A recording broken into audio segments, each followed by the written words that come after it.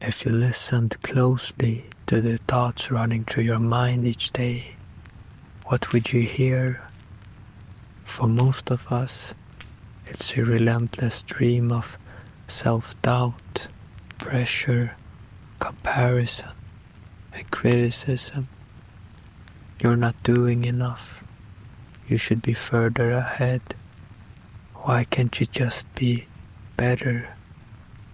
These thoughts often masquerade as truth, but they're not.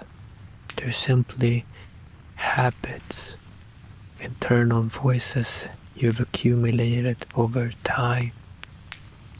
Some echo your upbringing or culture, others stem from past failures or expectations you never consciously accepted. Eventually, they become your default inner dialogue, and that dialogue shapes how you feel, act, and perceive yourself. Here's what most people don't realize. You cannot cultivate genuine well-being while your inner voice continuously undermines you. Your inner dialogue wasn't something you were born with. It developed gradually, absorbing messages from parents, teachers, friends, media, and cultural influences. Some voices might echo direct criticism from childhood. Others represent internalized societal expectations. Still, others emerge as protective mechanisms during difficult experiences. Think about this for a moment. If someone followed you throughout the day, saying the things you say to yourself, would you tolerate it? Would you allow anyone to speak to you the way your own mind sometimes does? Probably not. Yet, we've given our inner critic a permanent residence in our minds, rent-free, with unlimited speaking privileges. Understanding the source of your inner critic doesn't immediately silence it, but it creates a crucial distance. Recognizing these thoughts as learned patterns rather than truths diminishes their power over you. The words you repeat to yourself matter profoundly. They aren't just background noise. They shape your reality. They create your emotional climate, build your self-image, and influence how you show up in relationships, work, and everyday life. Your inner dialogue functions as a continuous, self-fulfilling prophecy. When it says, "I can't handle stress," you approach challenges with hesitation and anxiety, undermining your confidence and reinforcing the belief. When it says, "I'm capable of figuring things out," you approach the same challenges with curiosity and resilience, increasing your likelihood of success. Self-talk creates neural pathways that shape perception, emotional responses, and behavior. The stories you tell yourself rewire your brain for better or worse. Every time you repeat, "I'm not good enough," you're strengthening that neural pathway, making it easier for that thought to surface again. But the reverse is also true. When you consciously choose different words, you're building new pathways that support growth, resilience, and peace. If you want to feel better, grow stronger, and live more peacefully, you must rewrite your internal script. Start by paying attention to the most common phrases you say to yourself,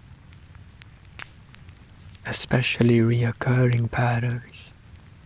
Notice the voice that speaks when you make a mistake, face a challenge, or compare yourself to others. What does it sound like? Whose voice does it echo? Then ask yourself 3 simple questions. Is this thought helpful? Is this true? Does it support the life I want to live? Not every thought deserves your belief. Not every habit deserves your loyalty. Begin replacing unhelpful thoughts, not with forced positivity, but with gentle, truthful, and empowering statements that reflect how you genuinely want to feel and live. Instead of, I'm not doing enough, try, I'm making steady progress. Instead of, I should be further ahead, try, I'm exactly where I need to be to take my next step. Instead of, something is wrong with me, try, I'm human and I'm learning. This rewriting process requires both awareness and compassion. Awareness to catch old patterns as they arise, and compassion to soften the pull of self-criticism. The goal isn't to force positive thinking, it's about developing a more balanced, supportive relationship with yourself, becoming your own wise companion rather than your harshest judge. The aim isn't eliminating every negative thought forever. It's preventing them from controlling your life. It's not about denying reality or pushing away genuine concerns. It's about creating an inner environment that nurtures growth rather than undermines it. You can't always choose your first thought, but you can choose your second. You can interrupt the cycle. You can create space between thought and truth. Supportive self-talk acknowledges challenges while reminding you of your capacity to meet them. It recognizes imperfections while maintaining compassion. It honors feelings while promoting resilience.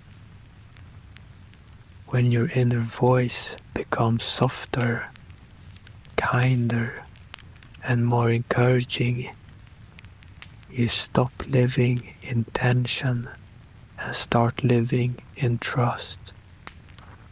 Your mind becomes a safe place to inhabit, and this changes everything. The most profound shift occurs when your relationship with yourself changes from conflict to support. when your inner voice becomes an ally rather than an enemy. This alliance creates a foundation for everything else in your life. It provides emotional stability during difficulties, confidence to pursue meaningful goals, and resilience to learn from mistakes without being defined by them.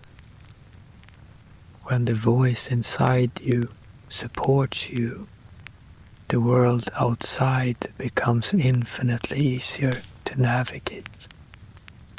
You move through life's challenges, not as a harsh critic forever finding yourself wanting, but as a compassionate friend walking beside yourself through both struggles and triumphs. This friendship with yourself might be the most important relationship you'll ever cultivate. It's the relationship that determines how you experience every other relationship, every challenge, every moment of joy or difficulty. So today, I want you to start listening, really listening to the voice in your head. Notice what it says when you feel doubt, when you make a mistake, when you're feeling down, and then gently begin to rewrite your script. The voice inside you is waiting to become your greatest ally. All you have to do is teach it how to speak with kindness.